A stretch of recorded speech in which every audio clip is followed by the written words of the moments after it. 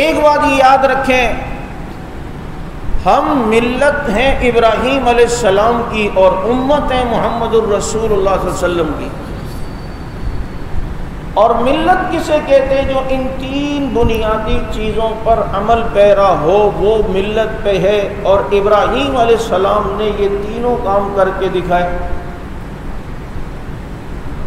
اور دین جس میں نماز ہماری اپنی شریعت اپنا طریقہ ہے، نبی علیہ السلام نے بتایا، جو روزے کا الگ طریقہ بتایا، حج کا الگ طریقہ بتایا، یہ جو ہم دین کے احکامات پر عمل کرتے ہیں یہ امت ہے۔ تو ایک ہے ملت، ایک ہے امت۔ ملت میں ہم ابراہیم علیہ السلام کی ملت، جیسے قرآن نے کہا وَاتَّبِعْ مِلَّةَ إِبْرَاهِيمَ حَنِيفًا، کہ ملت ابراہیمی پر چلو۔ وہ یہی ہے کہ ملت ابراہیمی میں خالص توحید تھی۔ اب جو توحید کو مانتا ہے وہ ملت ابراہیمی پر ہے، جو نہیں مانتا وہ ملت ابراہیمی میں نہیں ہے، صرف دعویٰ کر رہا ہے یہود و نصارہ کی طرح۔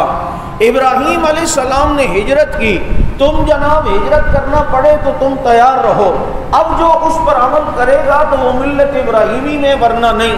ابراہیم علیہ السلام نے قربانی کی اور قربانی دی، چنانچہ اب جو اس پر عمل کرتا ہے وہ ملت ابراہیمی میں ہے، ورنہ وہ ملت ابراہیمی سے باہر ہے۔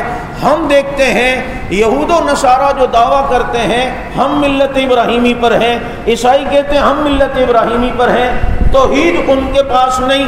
عیسائی جو ہے وہ تثلیث کے قائل ہیں اور جناب کئی خداؤں کو مانتے ہیں، چنانچہ وہ کسی صورت بھی ملت ابراہیمی میں نہیں ہو سکتے۔ یہودی وہ جناب آج جس طرح شرک کی دلدل میں پھنسے ہوئے ہیں، جنہوں نے بچھڑے کو پوجنا شروع کیا، ان کے دلوں میں خالص توحید کیسے ہو سکتی ہے؟ جو آج موسیٰ علیہ السلام کو مشکل کشا مانتے ہوں، وہ کیسے خالص توحید پر ہو سکتے ہیں جب ملت ابراہیمی کی پہلی بنیادی چیز توحید ہے؟